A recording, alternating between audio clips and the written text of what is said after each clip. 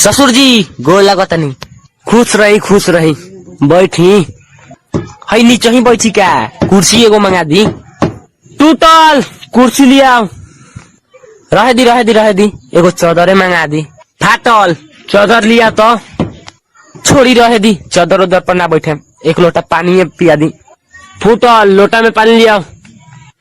इस सरवा घरे कोनो मेहमान की इज्जत नहीं के करत। रोकस साले के आपकी बतावत नहीं। नाश्ता वास्ता करम कि ना रउरा? हाँ नाश्ते मंगाई। सरल नाश्ता लिया।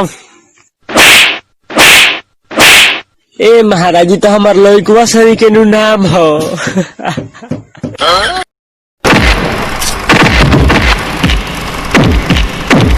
हाथ चुप, एकदम चुप। एकदम गुस्सा मत कर। मैं कहा हाथ चुप।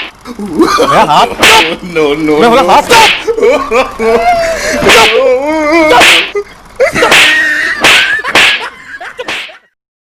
सुन, सुबोधवा के बियाह में रमेशवा के पीटल जाई, ठीक बा? आई बात सीक्रेट में रह के चाहिए। अब बीरी में रख दिया तो कोनो दिक्कत?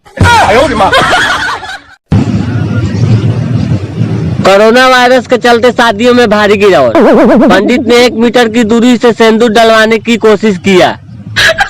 मांग में सिंदूर ना पड़ने के कारण लड़की को विधवा घोषित कर दिया गया।